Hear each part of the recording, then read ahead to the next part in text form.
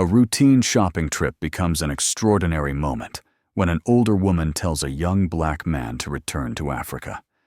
His response doesn't merely quiet the store, it transforms everyone present.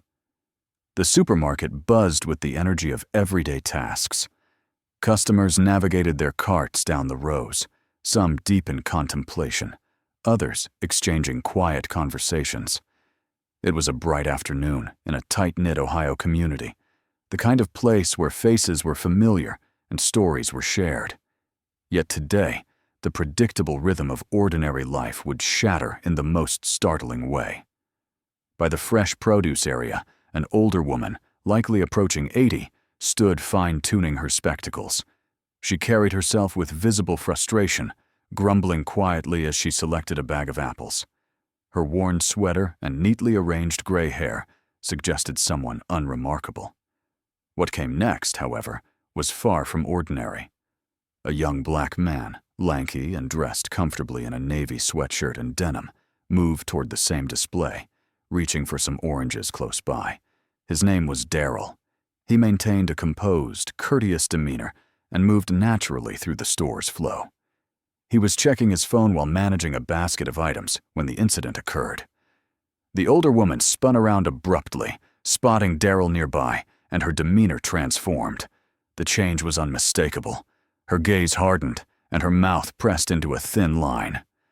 "You people have no business being here," she declared loud enough for surrounding shoppers to overhear. Daryl stopped cold, his thumb suspended above his phone screen. As he raised his head, she pressed on, her voice harsh and piercing. "Why don't you return to Africa where you belong?" The atmosphere grew thick. Several customers in the vicinity came to a standstill. Some shared awkward looks, while others acted as though they heard nothing. The store's natural rhythm ceased, overtaken by an uncomfortable stillness that lingered far too long. Daryl's first response was pure surprise. His forehead creased, and briefly it seemed he might react instantly. Yet he held back. Instead, he drew a measured breath, his expression becoming unreadable, as if he was considering every potential reply. The woman, still gripping her apples, maintained her position, showing no remorse and standing firm. The atmosphere crackled with tension, felt by everyone within range. A young mother hastily guided her toddler elsewhere, while a man browsing potatoes cast nervous glances toward Daryl, anticipating his next move. The quiet that ensued carried more weight than any spoken words, preparing everyone for what would unfold. For several seconds, Daryl remained motionless, his fingers wrapped around his shopping basket's handle. Everything around him seemed to contract. Every noise in the store became muted. Every gaze focused on him. The impact of the woman's statement lingered in the space like an unpleasant odor nobody could avoid. The elderly woman held her ground. Her posture was resolute, as if she anticipated no challenge. She straightened her sweater with an irritated sigh, raising her chin in a manner that challenged him to react. A young worker arranging bananas nearby stopped mid-task, uncertain whether to intervene or remain uninvolved. A cashier stretched to see better. The gathering crowd maintained their distance, but didn't disperse. They had become observers now, willingly or not. Daryl looked at the woman, his face serene, but his eyes thoughtful. Countless responses flooded his thoughts. He could explode, shout, or leave angrily, but none of these choices seemed appropriate. The pressure bore down on him like a heavy load, yet rather than crumbling, he gave himself time to breathe. He transferred his basket to his opposite hand and stood taller, his presence expanding in the silence. When his voice emerged, it was controlled yet purposeful, slicing through the tense atmosphere. "Ma'am," he started, his delivery measured. "Do you understand what you just expressed?" His inquiry wasn't confrontational. It was contemplative, almost as if he was offering her an opportunity to reconsider her statement. But she showed no interest in self-reflection. "I meant exactly what I said," she replied sharply, her voice escalating. "This is my nation. People like you have no place here." That sealed it. A young woman by the bakery section gasped audibly, and the crowd's quiet murmuring intensified. Still, Daryl remained composed. He didn't elevate his voice. He didn't move closer. Instead, he allowed the pause to extend, letting her words register with everyone around them. "Very well," he said at last, nodding deliberately. His composure was disarming, almost disturbing in its power. "Let's discuss that, since you've raised the topic." The room collectively held its breath, awaiting his response. The storm was approaching, but it wouldn't be the type anyone anticipated. Daryl adjusted his stance, placing his basket on the ground with intentional precision. His tranquility felt like a magnetic force, drawing everyone nearer, even those pretending to ignore the situation.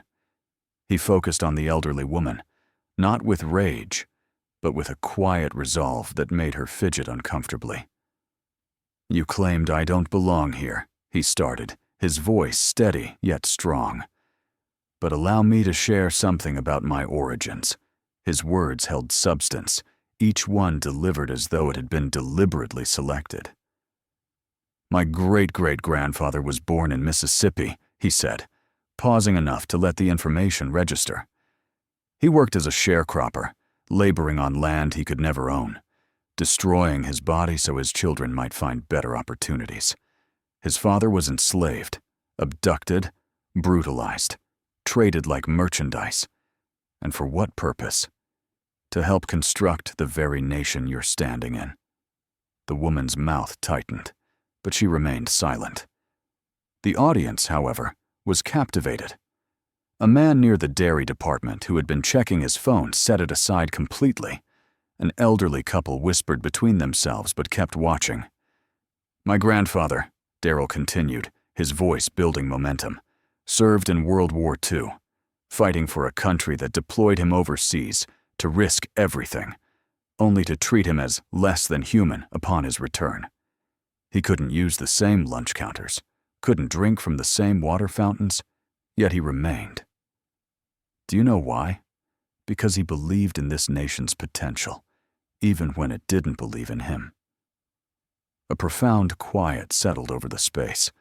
Even the refrigerator's humming seemed softer. "And my parents," he proceeded, his tone gentling but maintaining its power. "They fought as well, not with weapons or violence, but by working daily, teaching me to value compassion, respect, and dedication. My mother educates children.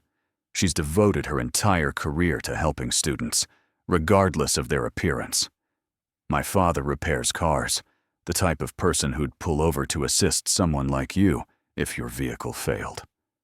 He let that point resonate before continuing, his gaze still fixed on hers. "So you're telling me I don't belong here? That I should return to Africa?" He shook his head slightly, his voice now carrying traces of sorrow. "Ma'am, I'm as much a part of this country as you are, perhaps more so, because my family paid for it, with blood, sweat, and tears." The elderly woman's face reddened. Her hand shook slightly as she clutched her apples. She opened her mouth as if to speak, but hesitated, her words stuck in her throat. Daryl stepped back, his composure unchanged. "I could have walked away," he said, now addressing everyone present. "But what purpose would that serve? Ignorance doesn't improve in silence. It's our responsibility to rise above this, to surpass words like those." The impact of his statement remained, but the story wasn't finished. The crowd's response would speak more powerfully than anything else. The silence following Daryl's speech was nearly overwhelming. For a moment, nobody stirred. The elderly woman's face displayed a mixture of emotions: anger, humiliation, and something deeper, something resembling regret. She scanned the crowd, seemingly seeking support, but found none. A middle-aged man wearing a baseball cap moved forward. "He's absolutely right," the man declared, his voice piercing the quiet. "We must do better than this." His statement seemed to break an enchantment. An older woman near the frozen food section agreed with a nod. "My father served in that same conflict," she said quietly, her voice quavering. "He always maintained that the only color that mattered was the red in our flag." The whispers started to build. A young cashier, barely out of her teens, called from her register. "I've never witnessed anyone handle a situation like that with such elegance. Thank you." The elderly woman, now clearly rattled, gripped her cart firmly. She didn't offer an apology, but the intensity in her eyes had faded. When she finally spoke, her voice was softer, almost desperate. "I didn't intend," she began, then stopped herself. Daryl turned back toward her, his expression gentler now. "It's not about your intentions," he said kindly. "It's about the impact. Words have power. Actions carry even more weight." A man from the deli counter began clapping slowly, easing the tension. It started hesitantly, but others participated, the sound growing into something undeniable. People applauded not just for Daryl's words, but for the bravery required to face hatred with dignity. The elderly woman glanced around one final time, her face pale, before quietly pushing her cart toward the door. As she departed, several people approached Daryl. One woman touched his shoulder and said, "Thank you for expressing what needed to be heard." Daryl smiled faintly, picking up his basket again. "Sometimes," he said, almost to himself, "it's not about victory or defeat. It's about ensuring people understand the truth." The crowd gradually scattered, the tension replaced by contemplation. Some appeared inspired, others reflective, but everyone seemed altered in some small way. The moment had ended, but the influence of Daryl's words was just beginning. What followed would create a lasting impact. As the crowd resumed their shopping, the grocery store's atmosphere felt transformed, quieter, more reflective. Daryl completed his purchases, his movements deliberate as he processed what had just transpired. The weight of the encounter hadn't disturbed him, but it had left him contemplative.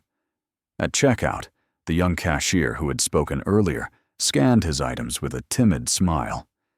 "What you said back there," she paused, then continued. "It was meaningful.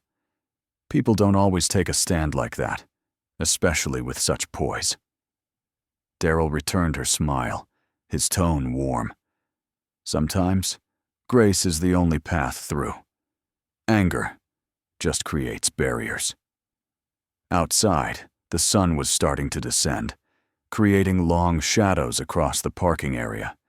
As Daryl walked to his vehicle, he spotted the elderly woman sitting in hers, clutching the steering wheel tightly.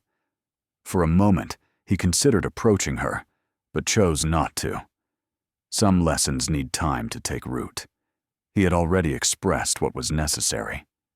That evening, Daryl sat with his father at their kitchen table, sharing the day's events.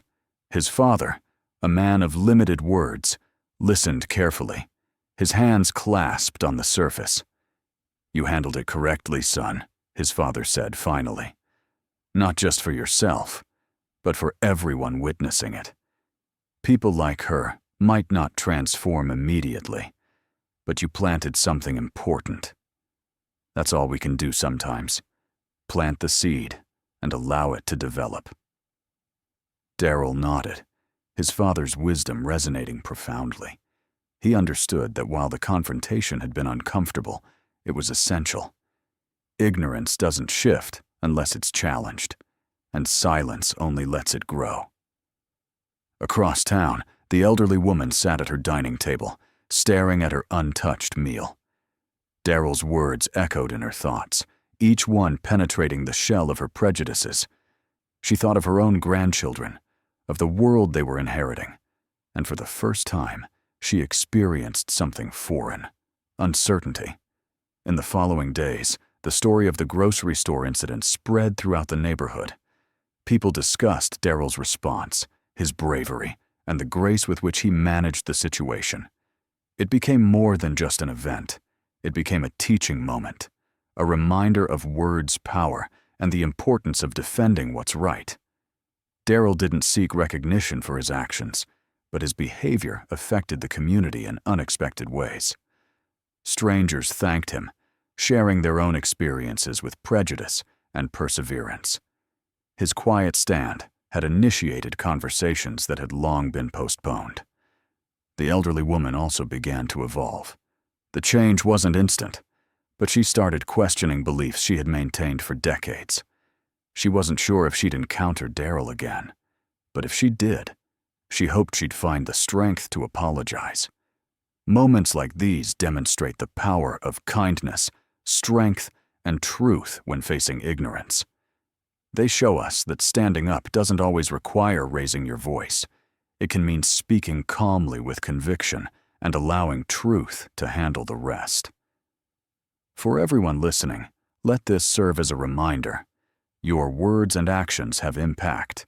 They can wound or they can heal. They can separate or they can bring together. If this story touched you, remember to like, subscribe, and share.